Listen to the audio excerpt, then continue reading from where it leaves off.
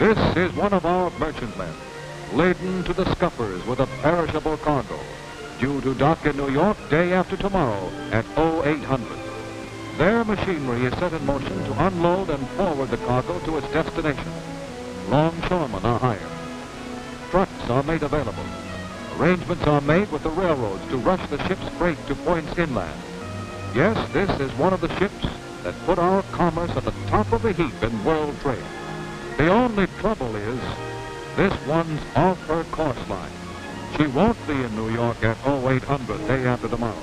And worst of all, she doesn't even know it. For more than 56 hours, the ship's navigator has not been able to obtain a fix from celestial observations.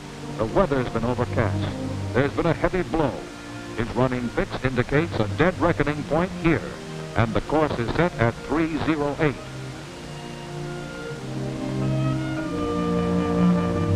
Actually, the ship is here, and her course should be 315.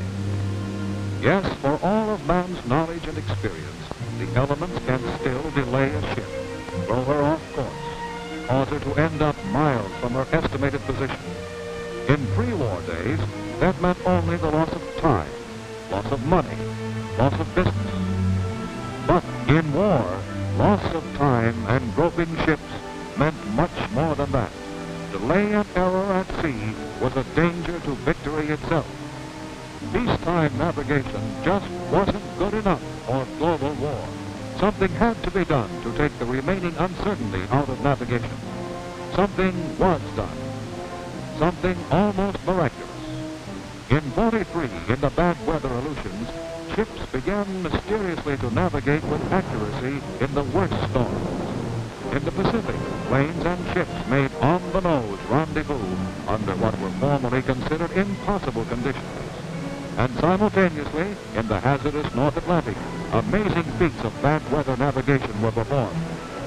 A convoy made a perfect landfall following a 3-day storm during which none of the usual observations could be taken. Something new in navigation was at work. What was it? It was secret, top secret, one of the war's most precious. Those on the inside, those who knew, used a strange new word to describe it. That word was Loran, long-range navigation. Yes, our huge task forces began to use Loran to get where the fighting was thickest in the quickest possible time. Loran helped the merchant marine get supplies where they were needed most. By the end of 1945, more than 3,000 naval ships were using Loran. 30,000 planes winging toward life and death objectives found their way with the help of Loran. So vital did Loran become to operations in the Pacific that Loran equipment was often left ashore under fire. A chain of Loran stations was set up, lacing the seas with a network of radial lines of position. Yes, Loran shared in the victory, but its story by no means ended with its aid in getting our troops home in the fastest possible time. In fact, a whole new era of usefulness opened for Loran. On VJ Day, peacetime shipping fell heir to a heritage worth tens of millions of dollars. This heritage is the Loran system, established by wartime necessity and now available to the mariners of peace. As soon as the wraps of wartime secrecy were stripped from Loran, this modern long-range aid to navigation became at once available to private shipping.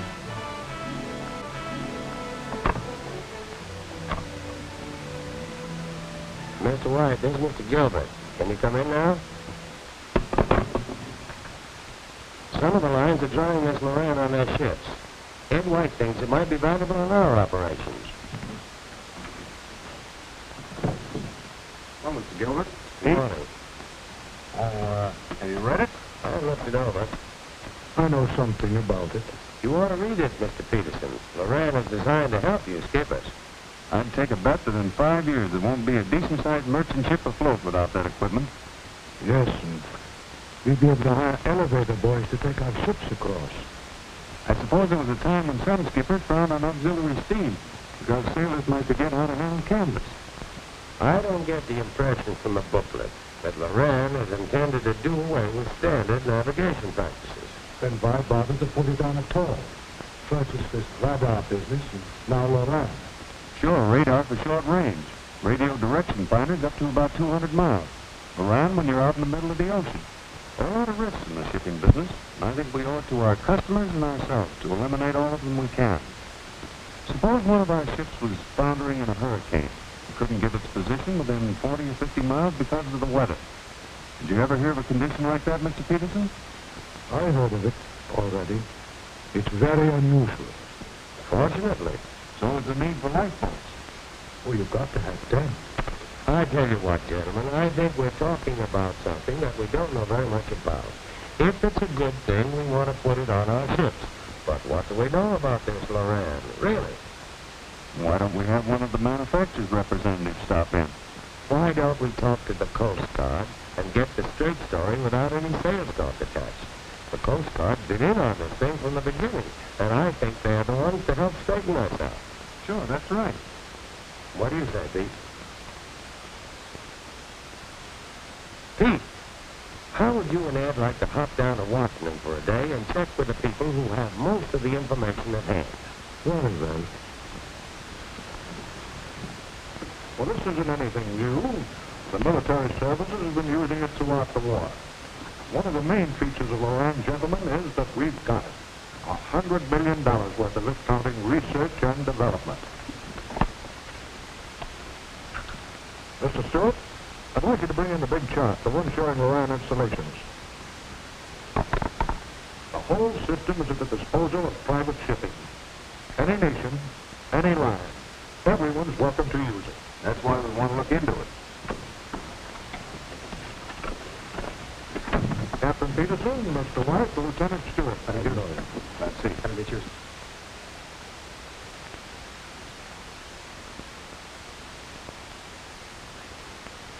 Here's our Loran system, gentlemen.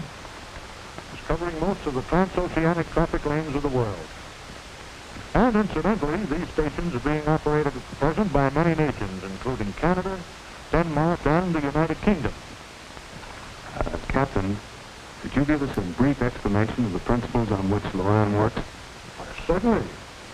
Let's say Captain Peterson was on his ship out here, about 1,000 miles out of New York.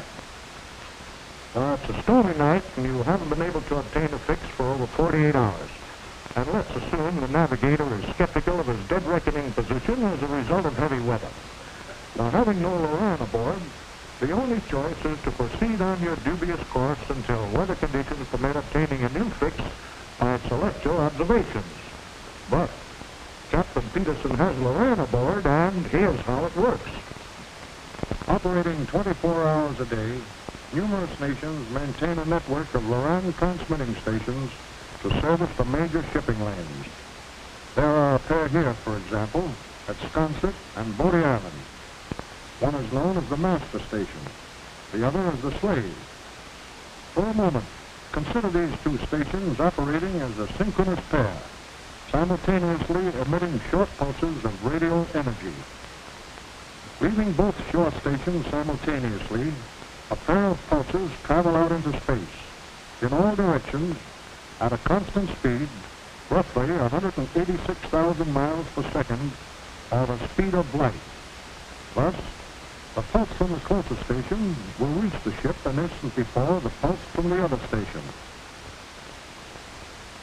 The Loran shipboard gear measures this difference in time of arrival in millionths of a second, or microseconds.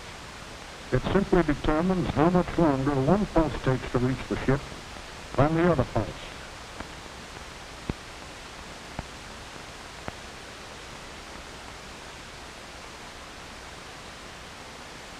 Now, this same time interval will be observed at many points within range of the two shore stations. And when connected, these points form an hyperbola known as the Loran line of position. To aid the navigator in obtaining a fix, specially prepared Loran tables and charts contain accurately plotted lines of position for the various time differences encountered in a particular area. However, in simultaneous transmission, a ship would not know which station's pulse has been received first. and the same time difference could occur along a second line of position, as shown here.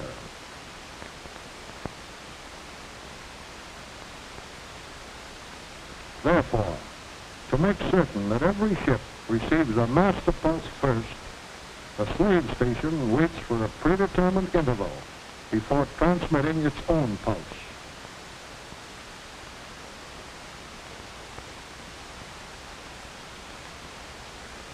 Remember, we are still thinking in terms of microseconds. Now, from the time difference received at any given position, the Loran receiver automatically subtracts the known slave station delay. The resulting time difference as read at the ship will occur on one and only one Loran line of position. Having one line of position, we then obtain readings from another pair of stations. An accurate fix is established at the intersection of the two lines of position.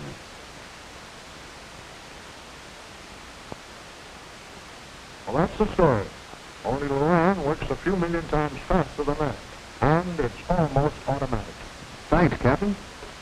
Well, Pete, what do you think?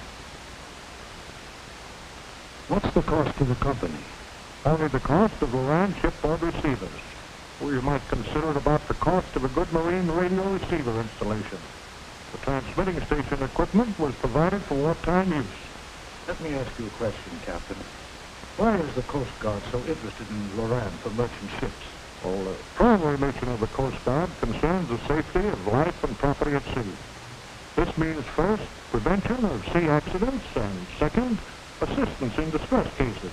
Well, I think Lieutenant Stewart here can tell you why we'd like to see Loran on commercial vessels. Lieutenant Stewart was navigator on the cutter Campbell, operating off Hatteras. Now, it wasn't always so easy for them to locate ships in trouble. And that's right, sir. But that was before the war. Of course, we didn't have Loran then, and neither did the ships. Almost every distress call we ever got, where the weather was bad for 2 or 3 days running, we'd miss the distress vessel by anywhere from 10 to 50 miles. And as a result, sometimes spent days searching for her. Well, that's our interest in seeing you people get Loran. It would enable us to render assistance more promptly and make our job much easier. Yes, Loran. Everyday navigating, you hit him on the nose every time with this thing? Well, under favorable conditions, even at times when other means of navigation fail completely, you can obtain a fix within a half mile. Under unfavorable conditions, errors will usually not exceed 5 to 10 miles. Yes, when the stars are out, you know they're where they should be. There's no chance of mechanical failure. Unfortunately, the stars are not visible during bad weather, when they're needed most.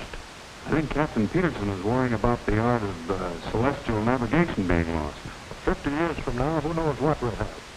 But right now, ships equipped with Loran are using it mostly as a supplementary aid to navigation. For example, Loran lines of position can be crossed with sun and star lines, soundings, and radar range circles to provide a fix.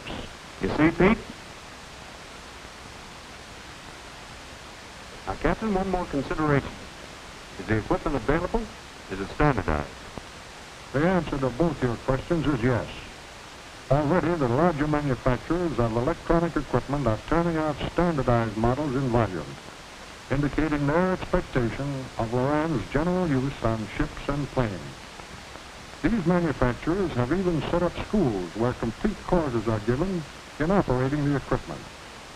2 or 3 days at one of these schools is all a navigator needs to learn how to use his Loran.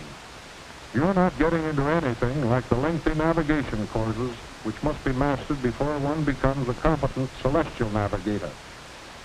Installing the shipboard Loran equipment is comparatively simple and can be accomplished in a matter of hours.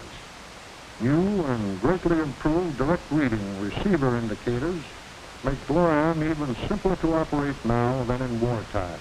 The ship's navigation officer, as with other aids to navigation, is the one who makes the Loran observation. Having learned the basic principles of Loran, it is now merely a matter of practice to become a capable and reliable operator under any conditions encountered. Loran is not intended to replace other means of navigation. but it is an important new supplement to the tried and true system.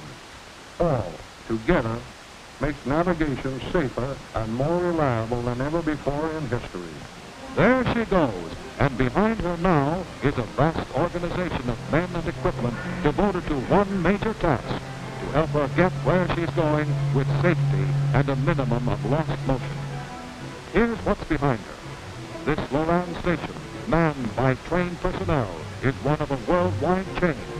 These stations provide long-range navigation signals up to 750 miles by day and 1,400 miles by night.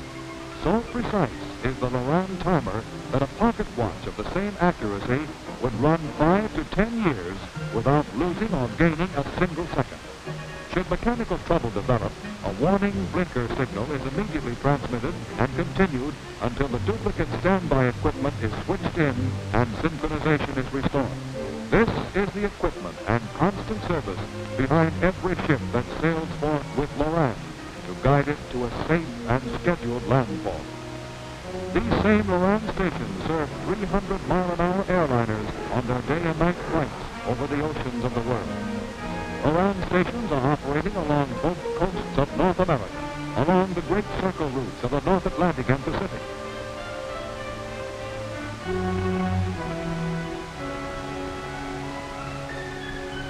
Accurate, efficient, reliable, working day and night. Loran has ushered in a new age of navigation. The age of electronics has given mariners of the world a new magic, born of war, but a boon to peace, to tell them swiftly and surely what they most need to know when they need to know it most.